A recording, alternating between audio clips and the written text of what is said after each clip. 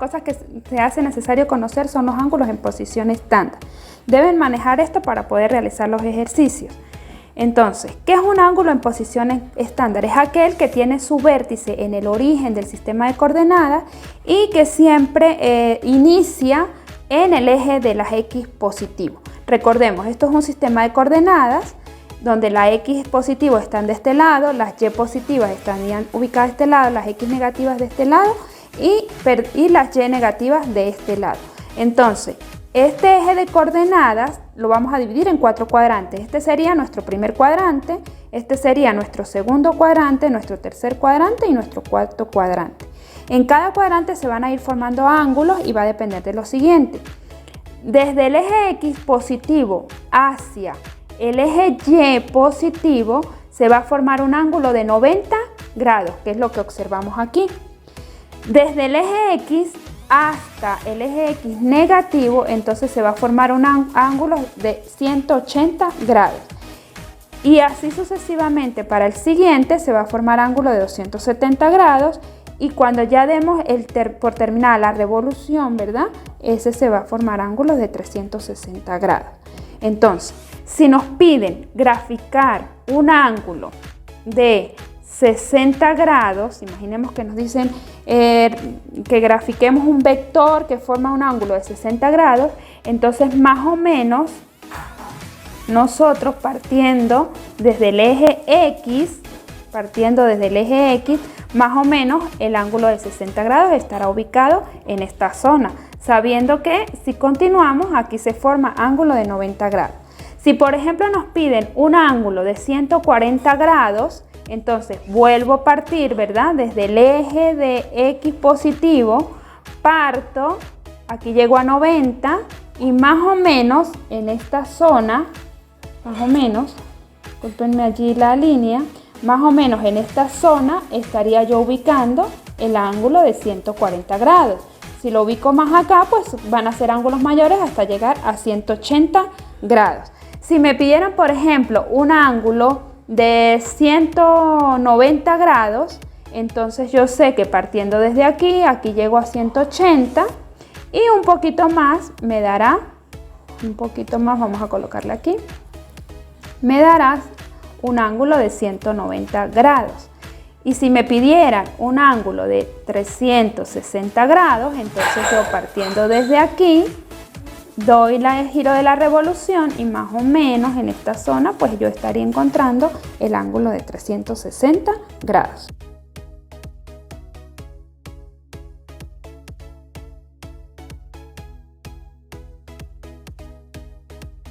Bien, otra de las cosas que deben manejar es cómo saber cuándo usar coseno y cuándo usar seno, ¿sí? Entonces veamos rápidamente aquí. Tenemos eje X, eje Y. Eje Y, eje X, ¿verdad? Y aquí hemos dibujado dos triángulos rectángulos, ¿sí? Pero en este triángulo rectángulo hemos ubicado el ángulo en esta zona, mientras que en este triángulo rectángulo hemos ubicado el ángulo de este lado. Entonces, lo primero que debemos saber es que el lado que está unido a la hipotenusa y donde se forma el ángulo, como en este caso, ese le vamos a llamar cateto adyacente. Y el lado contrario le vamos a llamar cateto opuesto. Entonces, si de este lado ya el cateto adyacente no estaría aquí, ¿verdad? ¿Por qué? Porque el ángulo ahora está aquí. Entonces aquí es donde se une este cateto con la hipotenusa, por lo tanto es el lado más cercano y este será el cateto adyacente y este será el cateto opuesto. Entonces, el eje de la X, siempre la X va a trabajar con coseno y el eje Y siempre va a trabajar con seno. Entonces, si lo que queremos calcular es cateto opuesto, la ecuación que usaremos es la hipotenusa por el seno del ángulo. Pero si lo que queremos hallar es cateto adyacente, vamos a trabajar con la ecuación hipotenusa por el coseno del ángulo. ¿Cómo saber qué es seno y cómo saber qué es coseno? Bueno, en el eje Y siempre va a trabajar con seno y en el eje X siempre se va a trabajar con coseno. Entonces, si lo que tengo en el eje X es el cateto adyacente, entonces el cateto adyacente va a trabajar con coseno. Y si lo que tengo en el eje Y es cateto opuesto, entonces el cateto opuesto va a trabajar con seno. Recuerden que de este lado está el eje Y y de este lado está el eje X. Si vemos el otro triángulo, de este lado tenemos el eje Y, pero de este lado tenemos el eje X. Por lo tanto, el cateto adyacente en este lado va a trabajar con seno y el cateto opuesto entonces va a trabajar con coseno, contrario a la parte anterior. Entonces, ¿de qué va a depender? De dónde se sitúa el cateto en cuáles de los ejes, recordando siempre que la X trabaja con coseno y la Y trabaja con seno. Bien, ¿por qué estudiar los ángulos y por qué estudiar cuándo usar coseno y seno? Porque en la guía práctica nos aparecen ejercicios como este tipo, ¿verdad? Donde nos dan dos vectores de magnitudes, por ejemplo, para el vector A4, para el vector B6, y que forman ángulos de 60 grados y 135 grados respectivamente. ¿Qué es lo primero que debemos hacer? Lo primero que debemos hacer es graficarlos, ubicarlos en el sistema de coordenadas, y para ello nos guiamos por el ángulo que forman. Si, como dijimos anteriormente, en la primera parte, ¿verdad? En este primer cuadrante se forman ángulos de 90 grados y en este segundo cuadrante se forman ángulos hasta 180 grados. Entonces, si tenemos nuestro primer vector, sabemos que forma un ángulo de 60 grados, lo primero que debemos hacer es ubicar la magnitud. Decimos 4 para las X, imaginemos que está por aquí, 4 para las X y 4 para las Y, ¿sí? Ubicamos allí el punto de intersección y justo en ese punto, partiendo desde el origen, más o menos calculando el ángulo, ¿verdad? Decimos que aquí se forma un ángulo de 60 grados, por lo tanto aquí es donde va a estar ubicado ese vector. Si vemos el segundo vector, hacemos lo mismo, procedemos de la misma manera. 6, vamos a decir que está aproximadamente por aquí y 6 por aquí, ¿verdad? Ubicamos el punto de intersección entre esos dos y más o menos calculamos en qué distancia de este cuadrante, este segundo cuadrante, se ubican los 135. Si sabemos que aquí hay 180, más o menos calculando, debería ubicarse más o menos en esta posición. Recuerden entonces que el ángulo estaría en esta parte, ¿sí? 135 grados de acuerdo a lo que explicamos. ¿Y qué hacemos ahora? Pues hallar sus componentes tal como lo pide aquí. Para hallar sus componentes lo primero que debemos hacer es diseñar, ¿verdad? Los triángulos rectángulos. Por aquí, de este lado, ¿verdad? Diseñamos los triángulos rectángulos y en función a esos triángulos rectángulos comenzamos a trabajar. Entonces, ¿cómo lo hacemos? De la siguiente manera. Lo primero que sabemos es que el vector, la magnitud, como lo dijimos en los ejercicios anteriores, se refiere a la hipotenusa. Quiere decir que en este triángulo esta será la hipotenusa y en este triángulo esta será la hipotenusa. Entonces, ¿qué son las componentes? Bueno, es el valor de X y es el valor de Y que tiene ese triángulo rectángulo, ¿sí? Entonces nos referiríamos a cateto opuesto y a cateto adyacente.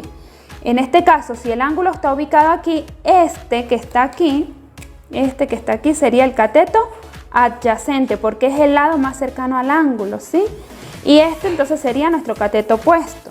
En este caso, en este otro triángulo, nuestro cateto adyacente sería este que está ubicado aquí, es decir, aquí se ubicaría nuestro cateto adyacente y de este lado entonces nuestro cateto opuesto y procedemos de la siguiente manera. Para el vector A, ¿verdad? Entonces hallamos AX. Ajá, bien. Entonces AX sería nuestra primer componente, ¿verdad? Eso referido al vector A, referido al primer triángulo. Entonces si observamos el anterior, ¿cómo saber cuándo usar coseno y seno?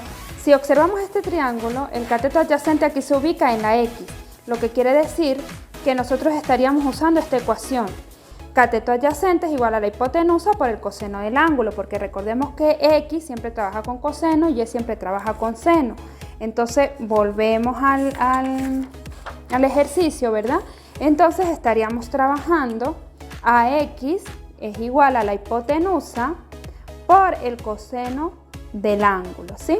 Entonces, como sabemos que la hipotenusa en AX vale 4, porque la magnitud recuerden que es la misma hipotenusa, entonces vamos a colocar 4 por el coseno del ángulo. ¿Cuánto es el ángulo? 60 grados, por el coseno de 60 grados. Tomamos la calculadora, ¿sí?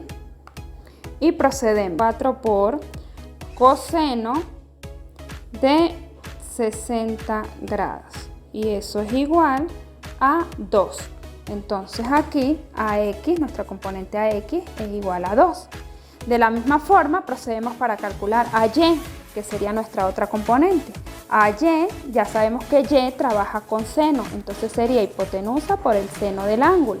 Entonces AY es igual, ya sabemos que la hipotenusa son 4, pero ahora multiplicamos por el seno de 60 grados.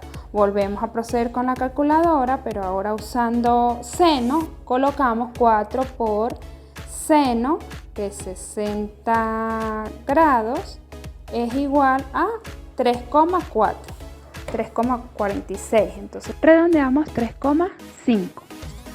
Y allí tenemos las dos componentes. De la misma manera procedemos para el segundo triángulo. Pero entonces ya sabemos que lo que trabaja en Y, que sería el cateto adyacente, va a usar seno, y lo que trabaja en X, que sería el cateto opuesto, entonces usaría coseno. Entonces ustedes lo que van a hacer o proceder a hacer es ahora practicar con este triángulo, ¿verdad? Donde ya el ángulo no serían 60, sino ahora el ángulo serían 135, y donde ya la componente BX, porque aquí ya no será AX porque nos referimos al vector B. Recordemos que este se refiere al vector A y este se refiere al vector B.